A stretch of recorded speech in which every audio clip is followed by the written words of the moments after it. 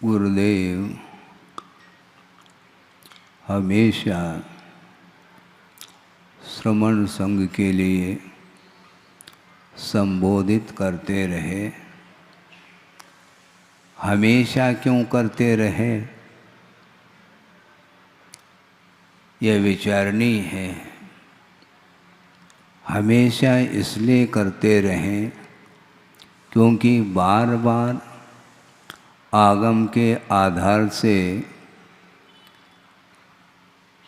स्वरूप का परिज्ञान कराना पड़ता है।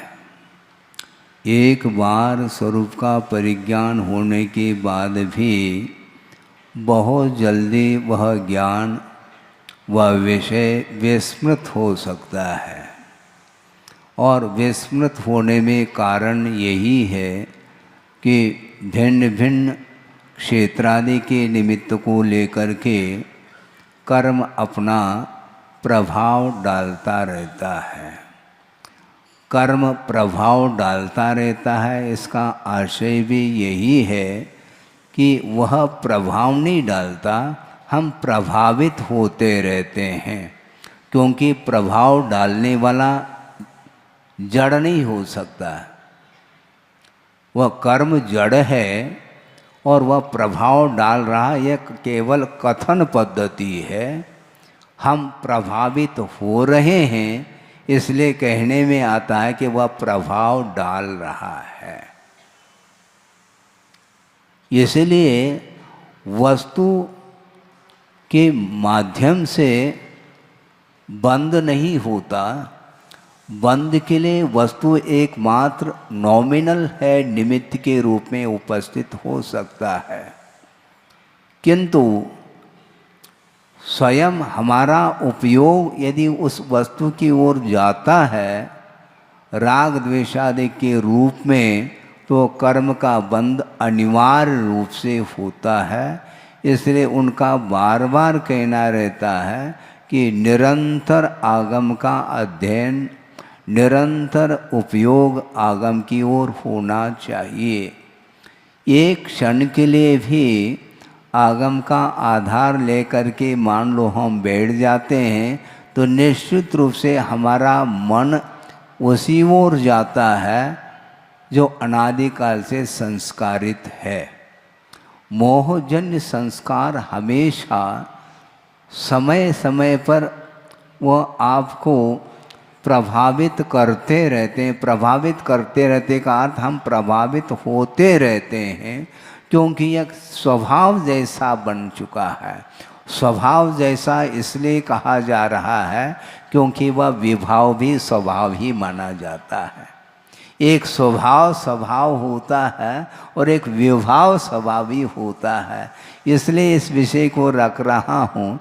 जो बाहर के कुछ विद्वान भी आए हैं ऐसा लग रहा है, जिनको आपने अभी अभी निवेदन किया है कि 2 व्यक्ति बाहर से आए हैं, तो हमने सोचा उनको ही निमित्त बना करके विषय रखा जाए तो ज़्यादा उपयुक्त रहेगा। क्योंकि एक विद्वान यदि आगम के अनुरूप इस विषय को ग्रहण कर लेता है तो उनके माध्यम से कईयों के लिए वह विषय प्राप्त हो सकता है। हाँ, क्योंकि एक आपने दीपक जलाया है तो उसी दीपक के माध्यम से कई दीपक जल सकते हैं। इसलिए आज हम उन्हीं को निमित्त बना करके कुछ विषय देना चाहते हैं। क्योंकि गुरुदेव हमेशा श्रमण संघ के लिए संबोधित करते रहें, और हमेशा इसलिए करते रहें कि क्योंकि कितना भी वह प्रौढ़ साधक क्यों न हो, निश्चित रूप से भिन्न भिन्न निमित्तों को लेकर के जो वातावरण निर्मित होता है उससे वह प्रभावित हो सकता है। पॉसिबिलिटी है, संभावना है।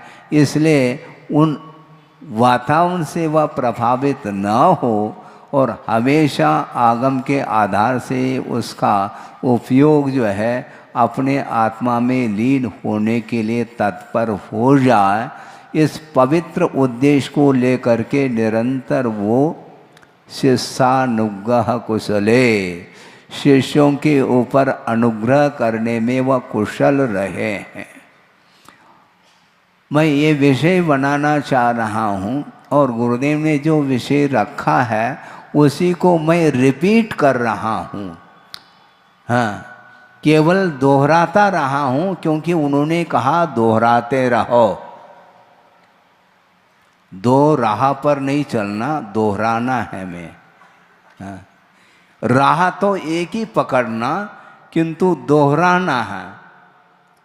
राह अनेक नहीं होते हैं, राह अर्थात पथ होता है, वह पथ अर्थात मार्ग एक ही होता है, वह सन्मार्ग माना जाता है।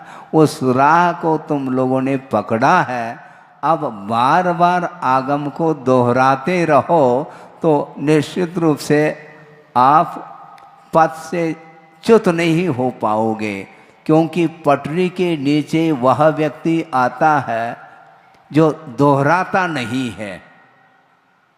अनुप्रेक्षा, अनुप्रेक्षा के माध्यम से ही संवर भी होता है और निर्जरा भी होती रहती है। आप क्या चाहते हैं? संवर चाहते हैं कि निर्जरा? संवर चाहते हैं क्या आश्रव?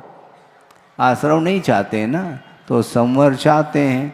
संवर के ऊपर श्रद्धान करो, 7 तत्वों में संवर तत्व आता है और संवर तत्व के ऊपर जिसकी आस्था मजबूत हो जाती है वह निश्चित रूप से संवर के लिए जितने भी साधन सामग्री है उसी का वह आलम्बन लेता रहता है। इसलिए अनुप्रेक्षा का आलम्बन निरंतर लेना चाहिए। और एक बहुत अच्छा उन्होंने प्रसंग दिया था, उसको मैं आपके सामने रख रहा हूँ। एक श्रमण है जिसने अध्यात्म पद का आलम्बन लिया है और उसके आलम्बन से वह ध्यान अथवा सामायिक कर रहा है। बहुत विशुद्धि बढ़ चुकी है, विशुद्धि की चरम सीमा कह दें तो कोई अन्योक्ति नहीं, किंतु अगले दिन उसी अध्यात्म पद का आलम्बन लेकर के वह ध्यान अथवा सामायिक कर रहा है, विशुद्धि बढ़ नहीं पा रही है। अब प्रश्न ये उठता, विकल्प ये मन में आता है कि अध्यात्म पद के आलम्बन से विशुद्धि बढ़ती है क्या कुछ और आलम्बन लेने से विशुद्धि बढ़ती है? अध्यात्म का सहारा लेते हैं उसके माध्यम से विशुद्धि बढ़ेगी, यदि बढ़ेगी तो। किंतु समय समय पर भिन्न भिन्न अनुभाग शक्ति को लेकर के कर्म उदय में आते रहते हैं, इसलिए उस अध्यात्म पद का प्रभाव उपयोग के ऊपर नहीं पड़ पाता, इसलिए विशुद्धि में कमी आती चली जाती है। इसलिए निरंतर मुहुर्मुहुर् चिंतनम पुनर्चिंतनम इति अनुप्रेक्षा, ऐसा कहा। महाराज आप एक ही बात को दोहराते रहते हैं। हम दोहराने के लिए गुरुदेव की आज्ञा है, उनकी आज्ञा का ही तो मैं पालन कर रहा हूँ। आपका यदि मन लगता है तो ठीक है, नहीं है तो बीच बीच में चुटकुले की आवश्यकता तो आपको पड़ेगी, क्योंकि उसके बिना आपका मन लगता नहीं है।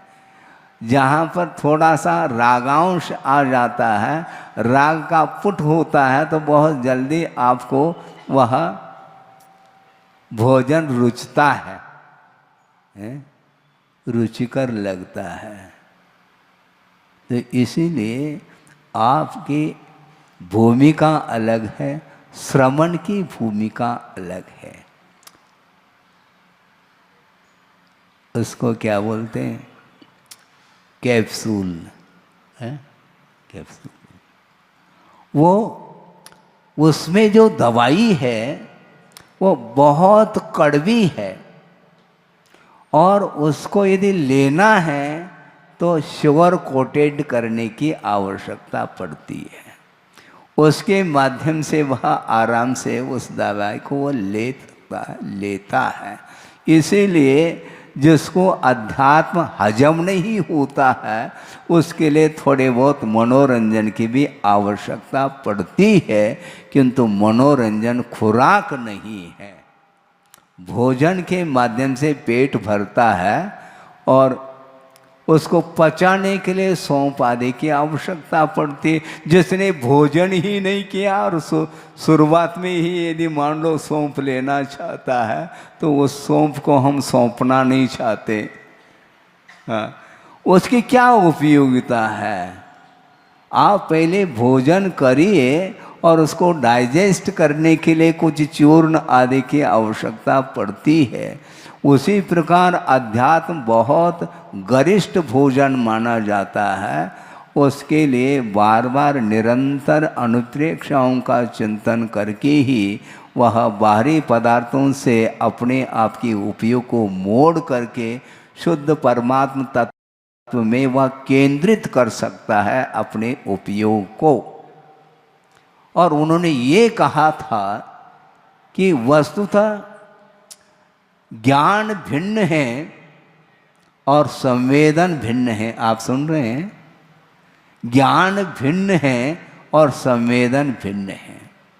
संवेदन वस्तुतः वह निश्चय नहीं का विषय बनता है और ज्ञान वह निश्चय नहीं का भी विषय बन सकता है और व्यवहार नहीं का भी विषय बन सकता है।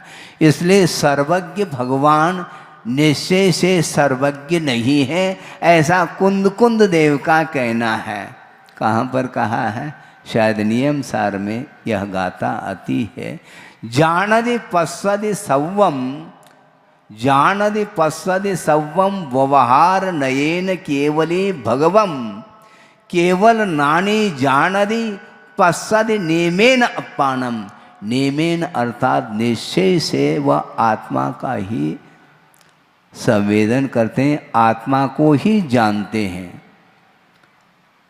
नेमेन अपानम जानदि केवल नानी, केवली भगवान वस्तुतः निश्चय से आत्मज्ञ है और व्यवहार से सर्वज्ञ है। ये ध्यान रखो, व्यवहार से सर्वज्ञ।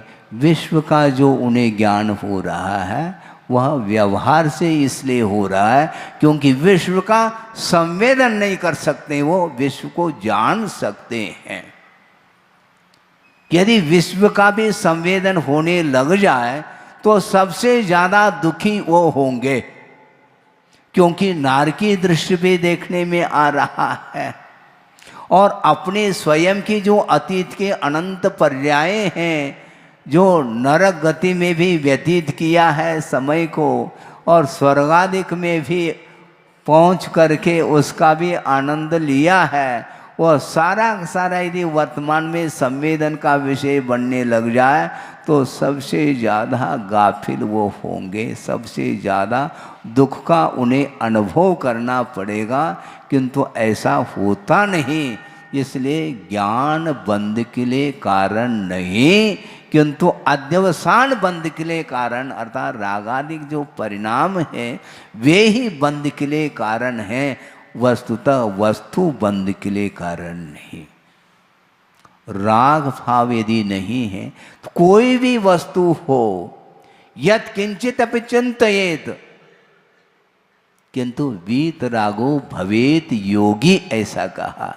शर्त है तुम किसी भी पदार्थ को ध्यान का विषय बना लो, कोई कंडीशन नहीं, किंतु शर्त यह है कि वीतरागी होना चाहिए।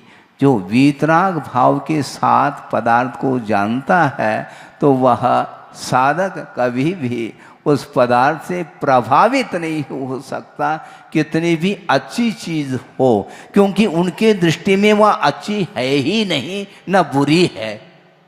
तो क्या है? वह ज्ञेय है, तो ज्ञेय को क्यों ग्रहण करना चाहेगा?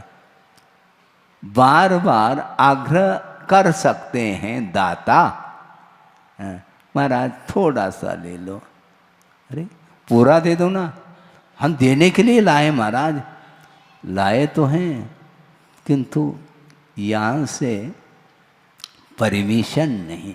महाराज हमारी भावना है, सबकी भावना है, लेकिन मेरी भावना तो होनी चाहिए ना। मेरी भावना नहीं है तो फिर क्या होगा? फिर 1200 भावनाएं आ जाएंगी। तेरी भावना तो है लेकिन मेरी भावना नहीं है, तो अब क्या होगा?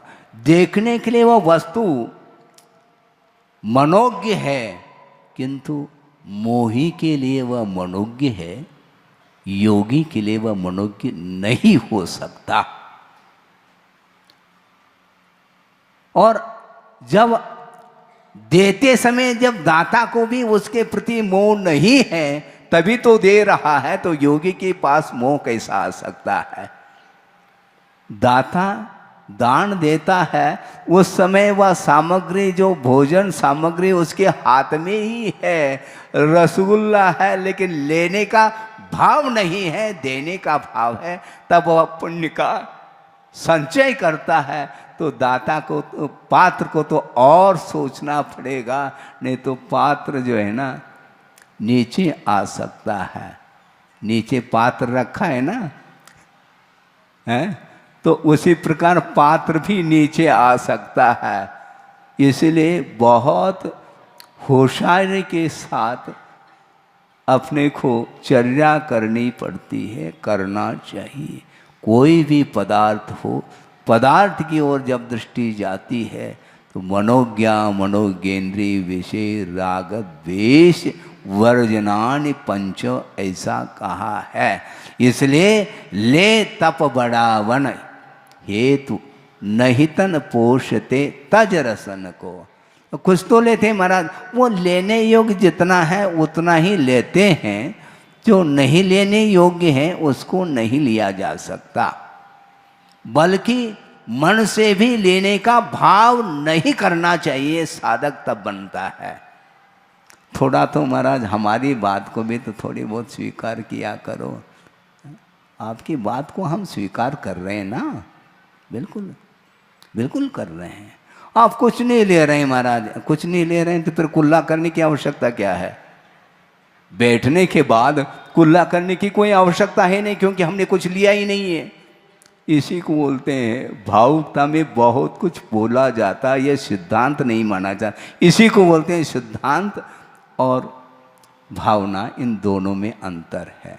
आप सब कुछ देना चाहते हैं, किंतु पात्र सब कुछ लेना नहीं चाहेंगे, क्योंकि वह तप करना चाहते हैं। संयम के अनुपालन के लिए और रत्नत्र के अनुपालन के लिए जो योग्य वस्तु है उसी को ग्रहण किया जाता है। इसी को बोलते हैं विधिवत, रुचिवत नहीं। आप अपनी रुचि से खिलाओ, कोई बाधा नहीं, बहुत सासे पुण्य का संचय आप कर रहे होते हैं, किंतु पात्र को भी तो संचय करना होता है क्या? नहीं, क्योंकि अनुग्रह दोनों के ऊपर होना चाहिए। अनुग्रहार्थम स्वस्यात् सर्वो दानम कहा। अनुग्रह, दाता दान दे करके पात्र के ऊपर अनुग्रह कर रहा है, और पात्र नहीं ले करके वह स्व के ऊपर अनुग्रह करता है। दाता के लिए क्या अनुग्रह हो रहा है? पुण्य संचय हो रहा है। और पात्र के ऊपर क्या अनुग्रह हो रहा है उस दान के द्वारा? तो सम्यक ज्ञानादि अभिवृद्धि, ऐसा कहा। रत्नत्रय में जो विकास होता है वही अनुग्रह माना जाता है, उस दान का, उस दान का वह फल माना जाता है। इसलिए दोनों को फल मिलना चाहिए। दोनों के लिए कर्मों की, पाप कर्म की निर्जरा हो, और दोनों के लिए साथ से पुण्य का संचय हो। इस उद्देश्य को लेकर के ही साधक साधना करते रहते हैं।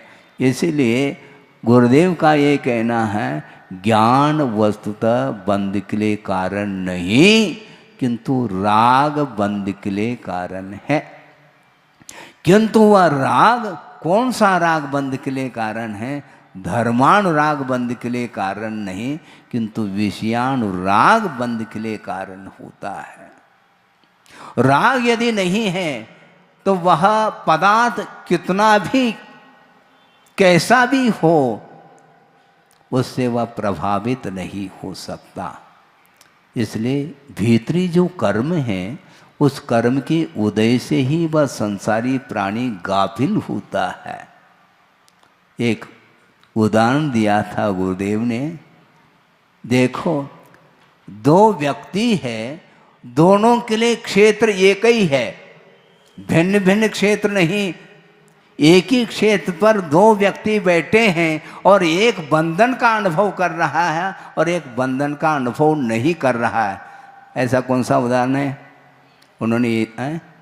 हाँ, उदाहरण ये दिया था, जेल में कैदी भी होता है और जेलर भी होता है। बंधन का अनुभव कौन करता है? कैदी करता है, क्योंकि वह अपराधी है, इसलिए उसको बंधन में डाला गया है। वह उच्छृंखल था, इसलिए उसके लिए बेड़ी की आवश्यकता है। किंतु उसी स्थान पर वह जेलर बैठा है, किंतु वह बंधन का अनुभव नहीं करता। दूसरा उदाहरण क्या है? दे दें? दूसरा उदाहरण दे रहा हूँ।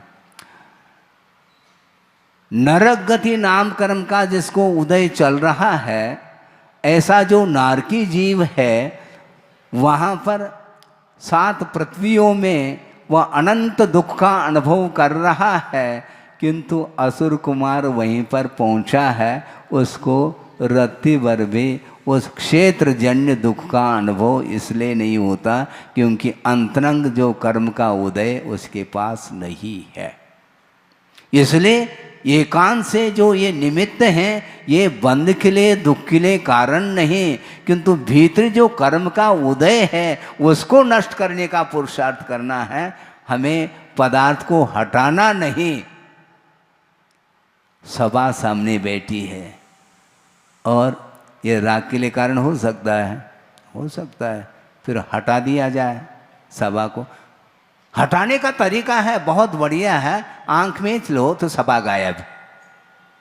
आंख यदि मीच ले, कोई लाकावन में कोई है ही नहीं।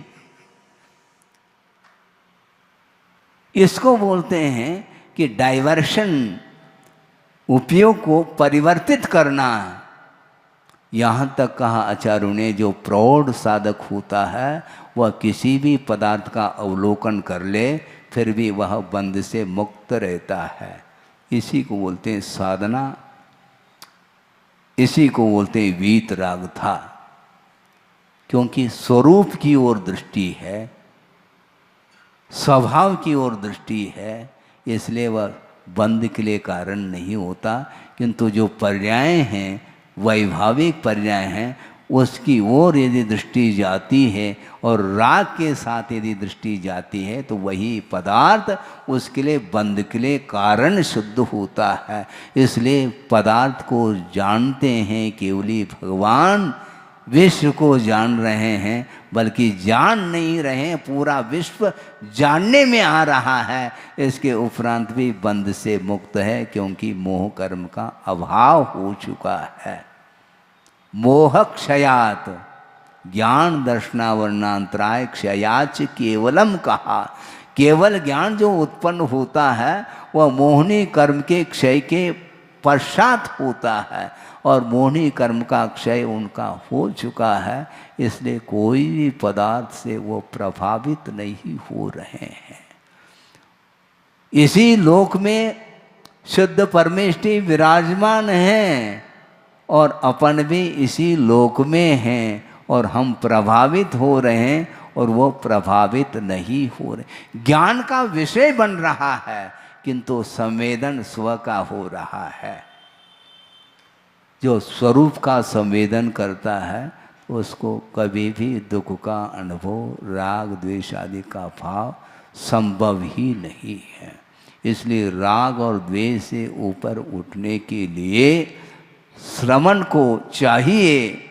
व्यर्थ समय यदि खो रहा है, निश्चित रूप से वह श्रवण अपने पद से च्युत हो सकता है। इसलिए बार बार संबोधित करने की आवश्यकता पड़ती है श्रवण के लिए भी। महाराज श्रवण तो महाव्रती है तो, किंतु महाव्रती होकर के भी अभी वह पौधा है। हाँ। उसको संभालने की आवश्यकता है। जब तक आत्मानुशासन नहीं होगा तब तक शासन करने की आवश्यकता पड़ती है। आचार्य के लिए शिष्य को संभालना पड़ता है, अपने आप संभल नहीं पाता, क्योंकि जब तक प्रौढ़ता नहीं तब तक उसको सहारा देने की आवश्यकता पड़ती है। आलंबन, सहारा, आधार देने की आवश्यकता पड़ती है। गोद का लड़का है, वह गोद का सहारा चाहता है और उसी में पलेगा वो, जब तक वह शिशु है। हाँ, जब तक वह लड़का है। महाराज, आपके सामने हम सब लड़के हैं। नहीं, ये गलत है, ये व्यवहार ठीक नहीं। यदि इस प्रकार कहोगे तो 90 साल का कोई व्यक्ति है तो उसका 70 साल का लड़का है, 20 साल का अंतर लेकर के चल रहे हैं हम।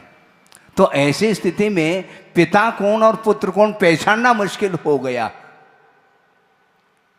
संभव है 70 साल का वह लड़का जिसका शरीर जो है क्षीण हो रहा है और 90 साल के जो पिताजी है उनका शरीर अभी भी हो सकता है, पुष्ट हो सकता है। तो कौन पिताजी है, कौन बालक है, कौन पालक है, इसको पहचान करना मुश्किल हो जाएगा।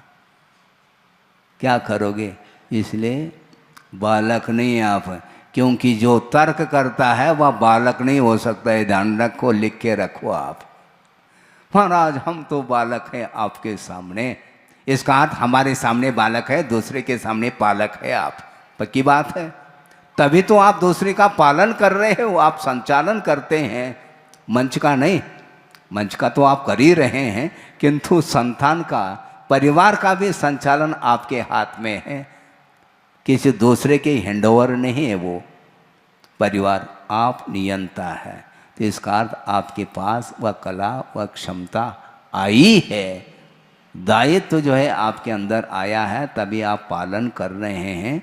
इसलिए आचार्यों का ये कहना है, जब तक आत्मा के ऊपर अनुशासन नहीं है तब तक आचार्य का सहारा लेना अनिवार्य सिद्ध होता है, लेते हैं।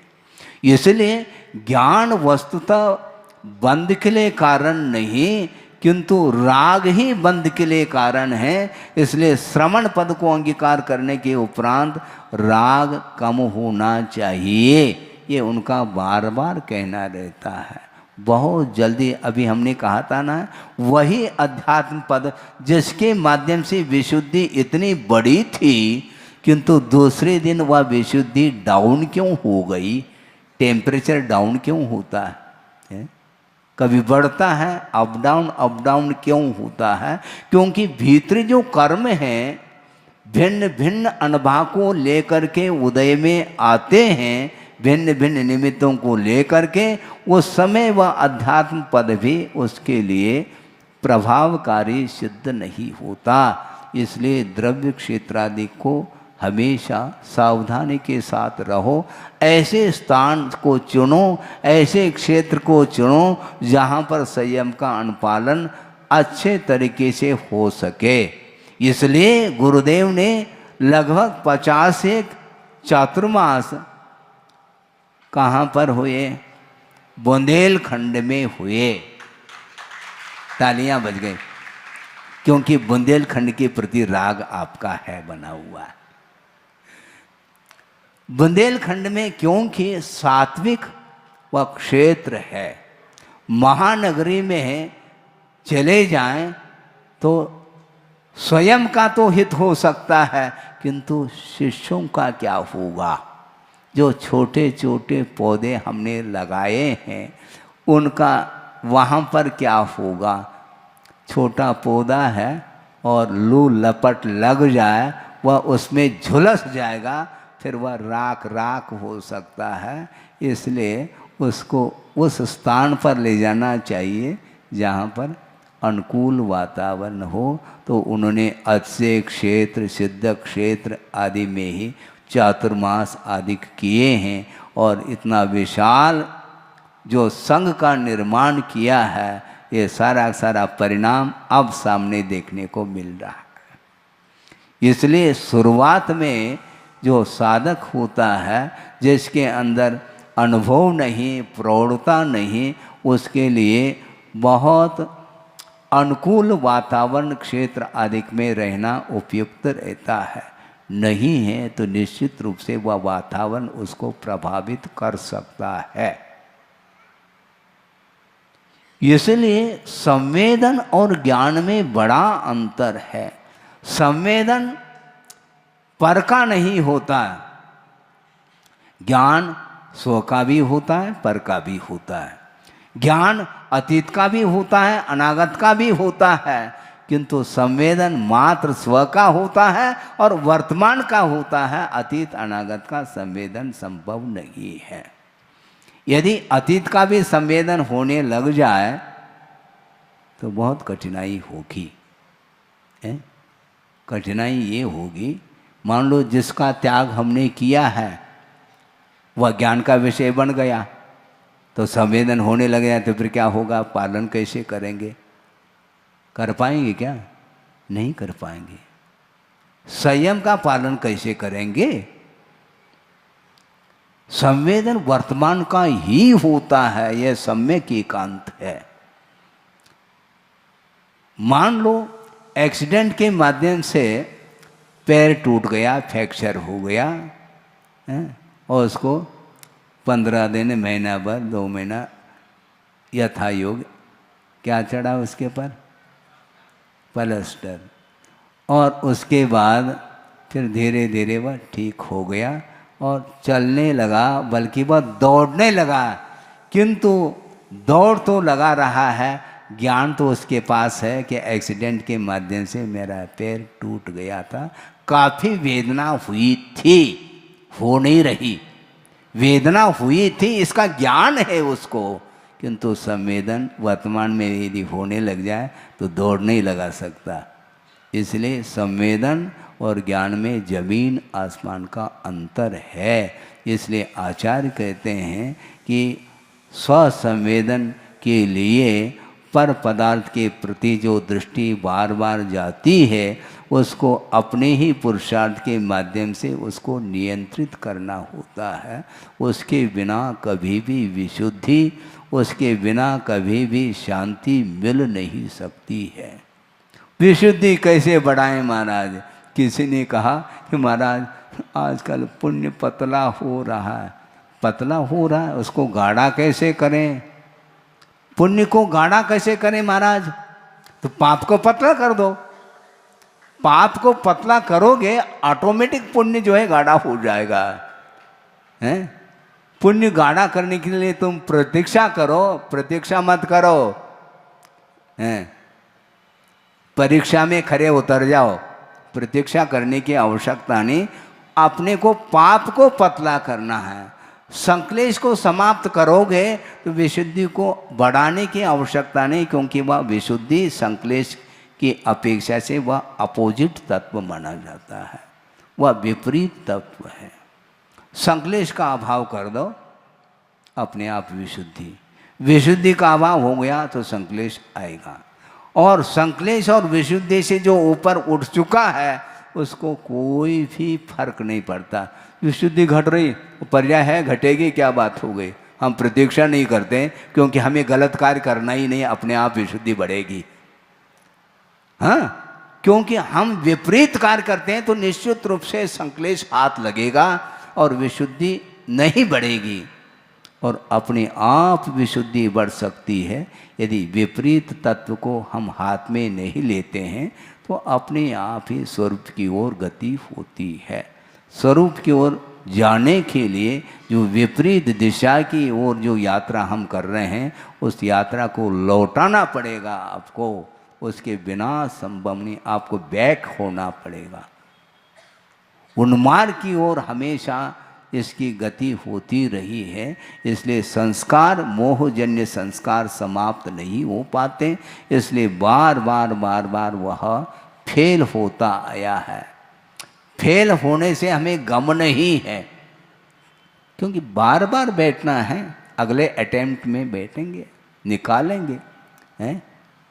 प्री में निकल गया, मेंस में भी निकल गया और ओरल में फेल हो गया, तो फिर 1 2 1 2 करना, करेंगे क्या बात हो गई।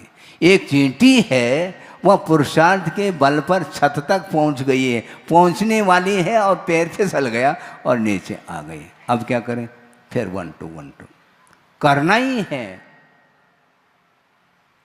क्योंकि वर्तमान में जो भी आपने पुरुषार्थ के माध्यम से ज्ञान को हासिल किया है और अवसान होने के उपरांत अगली जो पर्याय मिलेगी उसमें पुनः नर्सरी, LKG, UKG, करना ही पड़ेगा। क्योंकि उस ज्ञान के ऊपर जब आवरण आता है तो उस आवरण को हटाना ही पड़ेगा आपको। कौन हटाएगा, आपको हटाना है, हम हटा करके नहीं देंगे। हैं? आप लिख करके देते हैं क्या पेपर को, बताओ। हैं? टीचर जो है साल भर वह मेहनत करता है और पढ़ाता है अच्छे ढंग से, एक बार नहीं, 2 बार नहीं, बार बार उसको पढ़ाता है, किंतु पेपर के समय पर नहीं, वह टीचर दूसरी जगह पहुंचाया जाता है, तई कहीं मोह जागृत न हो। हाँ, होता है, ये अपनत्व आ जाता है और यहीं पर अपनत्व होने के कारण ही राग आ जाता है, फिर पक्षपात प्रारंभ होता है। बहुत अच्छा प्रसंग आपके सामने रख रहा हूँ।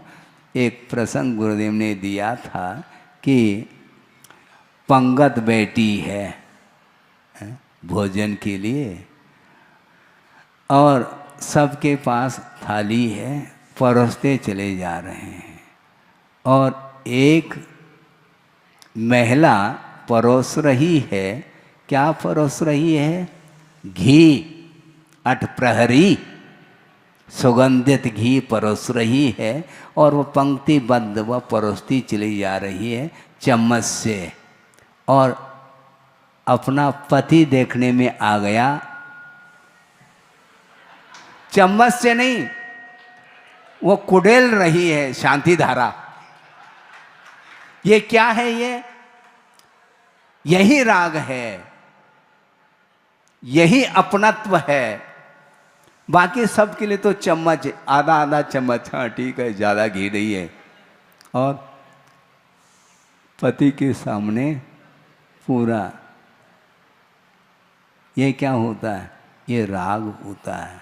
तो इसी प्रकार वह टीचर पढ़ाता तो है किंतु पेपर लिख करके नहीं दे सकता। यदि लिख करके देगा तो उस छात्र का विकास संभव नहीं है। इसलिए गुरुदेव हमेशा कहते हैं, ये ध्यान रखो, हमेशा अवलंबन की बात करता है, अवलंबन नहीं, स्वावलंबन भी होना सीखो। जब तक पौधा है तो सहारा दे देंगे और मोटिवेट भी कर लेंगे, किंतु वेट बढ़ गया तो मोटिवेट फिर नहीं किया जा सकता, ये ध्यान रखो। जब प्रौढ़ता आती है तो उसको कहीं भी भेज दो। यत किंचित भी चिंतयत कहा आचार्यों ने, किसी का भी चिंतन कर लो, तुम कर्म की निर्जरा कर सकोगे, क्योंकि तुम्हारे अंदर वह क्षमता आ चुकी है। स्वरूप की वो गति जिसकी हो गई है, वह कोई भी पदार्थ देखने में आ जाए तो वह पश्यन् अपि न पश्यति करता, देखता हुआ भी नहीं देख रहा है। सामान्य इसी को बोलते हैं, और विशेष विशेष ही आपको गाफिल करता है। सब जीव है, बस जीव मात्र का बोध हो तो ठीक है। ये अमीर शुरू हो गया, यही तो विशेषण आ गए। जीव कहे तो कोई विशेषण नहीं है, और विशेषण जोड़ेंगे ये मुक्त है, ये संसारी है, शुरू हो गया। हाँ, किंतु जीव तो जीव है, वहां तक हमें पहुंचना है, यह अलग वस्तु। किंतु जीवत्व के अपेक्षा से, महासत्ता के अपेक्षा से कोई भी अंतर नहीं है, तभी राग द्वेष से हम ऊपर उठ पाएंगे। ये सब जीव हैं। जीव मात्र के प्रति सत्वेश मैत्रीम कहा, और जीव होते ये तो सामान्य हो गया, ये पुरुष हैं और ये महिला वर्ग हैं, डिवाइड हो गया। अब क्या करेंगे? और वो महिला दीनहीन अनुभव कर सकते हैं, क्योंकि उनके पास पुरुषत्व नहीं है। शुरू हो जाता है, हमारे पास पुरुषत्व है तो ज़्यादा अहम भाव ना करो, क्योंकि सप्तम पृथ्वी का जो फाटक है वह पुरुष ही खोलता है, महिला नहीं खोल सकती। ध्यान रखो, सातवें पृथ्वी जाने की क्षमता महिला वर्ग में नहीं, पुरुष वर्ग में है। अब क्या करेंगे, मोटिवेट हो गया, अब ये दीनहीन होने लगे। दीनहीन नहीं होना, ये ध्यान रखो। सप्तम पृथ्वी जाने की क्षमता भी तुम्हारे अंदर ही है और मुक्त होने की भी क्षमता तुम्हारे अंदर है, ये ध्यान रखो। ये वस्तुत स्थिति है, ये योग्यता का ही मूल्यांकन किया जा रहा है। किसी को दीनहीन होने की आवश्यकता नहीं है। एक व्यक्ति का इतना पतन हुआ है, किंतु वह पतित होकर के भी उसी का उत्थान भी हुआ है। यशोधर मुनि महाराज के ऊपर उपसर्ग किया, कौन ने किया? चेलना नहीं, नहीं है ना?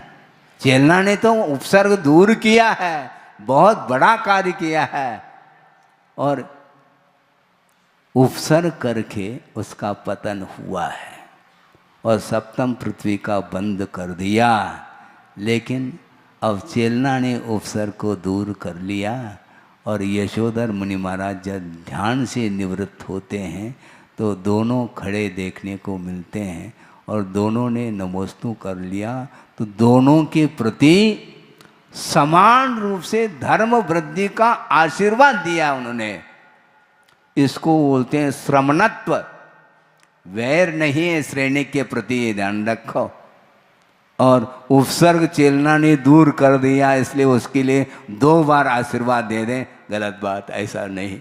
उसके लिए ज़्यादा मुस्कान के साथ दे दें, हैं?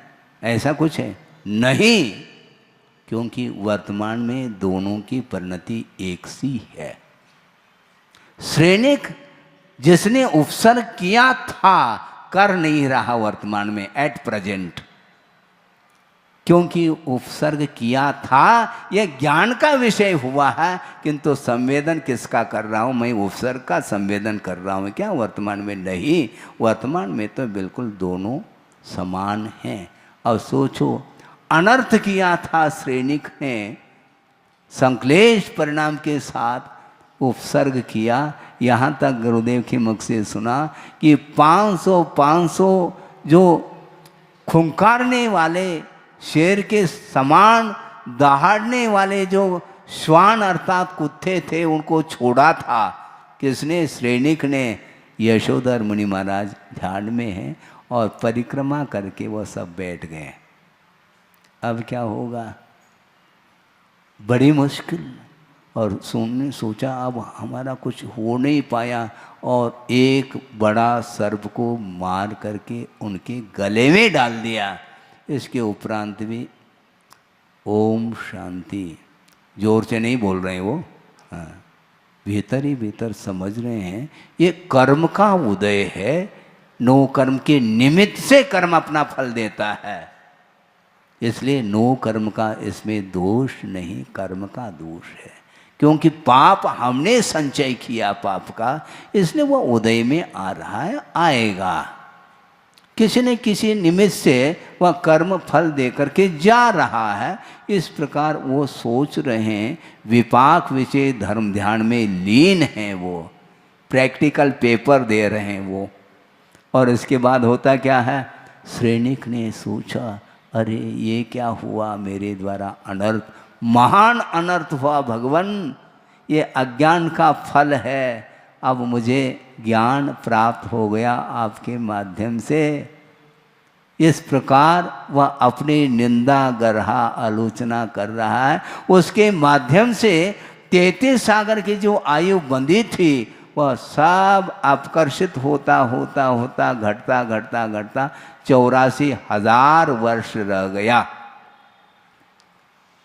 और वह बूंद के समान है सागर के सामने।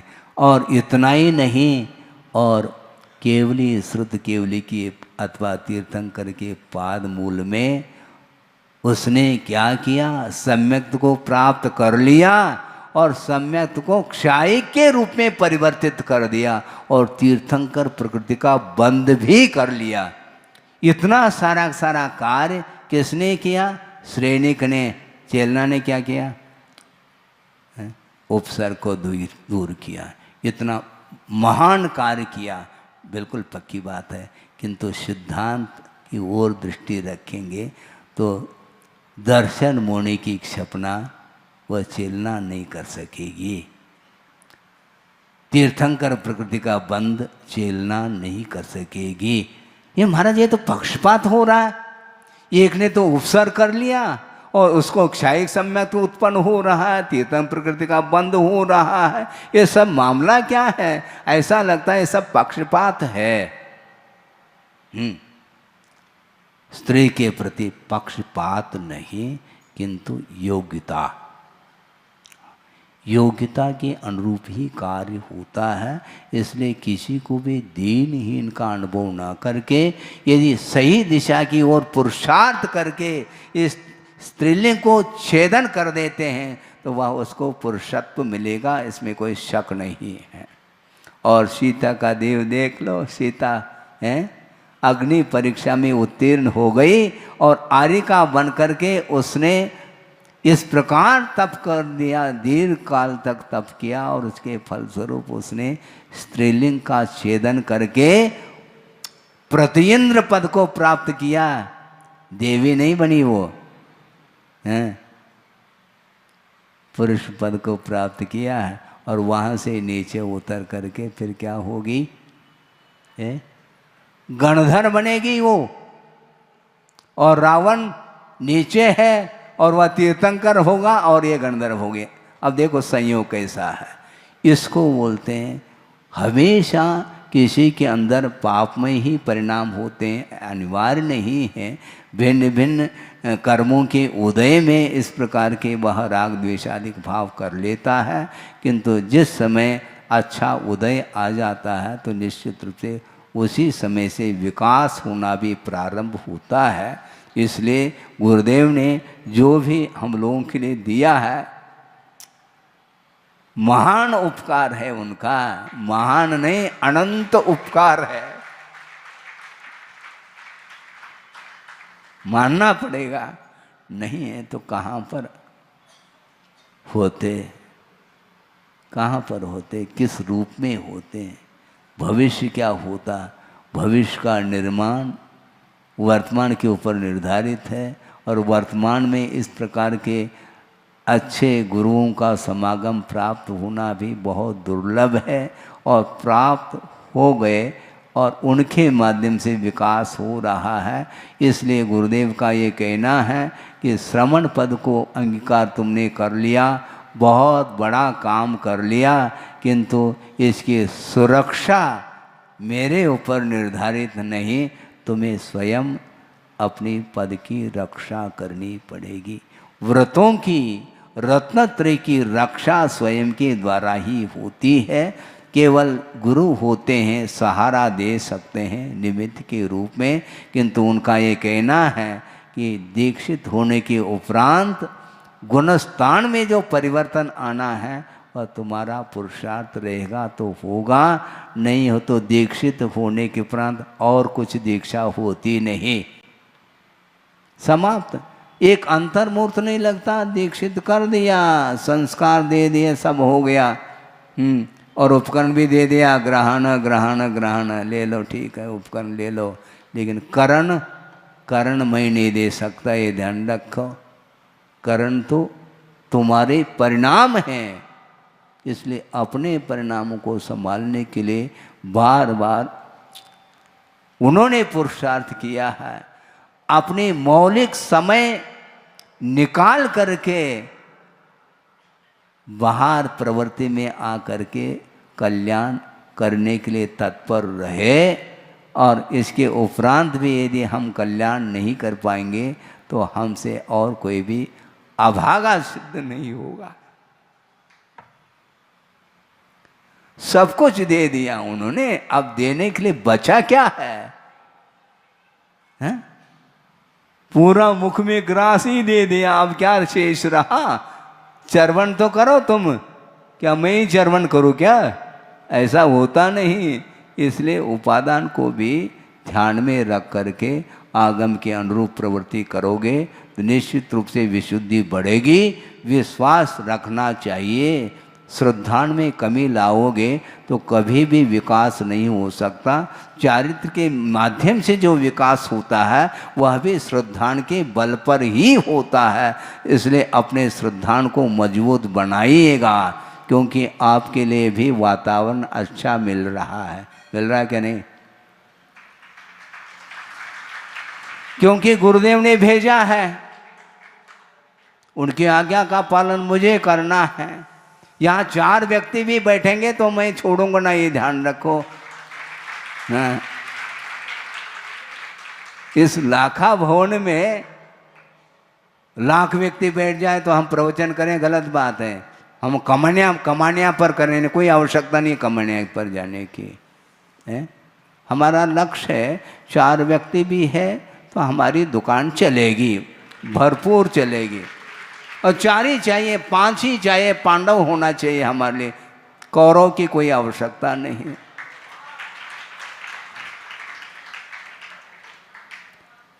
इसलिए इस अवसर को चूकना नहीं चाहिए। आपका समय हो गया है। धर्म ध्यान करने के लिए वातावरण को निर्मित करने की आवश्यकता इसलिए पड़ती है। आप लोग सारे प्रौढ़ हैं, समझदार हैं, किंतु छोटे छोटे बच्चों के ऊपर संस्कार जो आएंगे वह आप लोगों के माध्यम से आएंगे। क्योंकि बच्चे आपके पास रहते हैं, आपकी गोद में रहते हैं, यहाँ पर नहीं आते। वह हैं यहाँ आते क्या? ले आते हैं, ढोक दे बेटा, वो तब देता है वो ढोक बेटा है। और वो ढोक देता है लेकिन वह पिताजी की ओर ही देखता रहता है। ऐसा ही होता है। इस प्रकार संस्कार आप लोगों को डालना चाहिए। मैं आपके ऊपर संस्कार डालने के लिए आया हूँ, ये बात अलग है, क्योंकि संस्कार धानी है और निवेदन आप कर रहे हैं, लेकिन मैं सुन रहा हूँ। अभी देखेंगे भविष्य में क्या होता है। अहिंसा परमो धर्म की जय। बोधि समाधि परिणाम शुद्धि स्वात्मोपलब्धि शिव शोक शुद्धि चिंतामणिम चिंतित वस्तुदाने त्वां बंद मानस ममास्तु। परम पूज्य आचार्य गुरुवर श्री विद्यासागर जी मुनि महाराज की जय।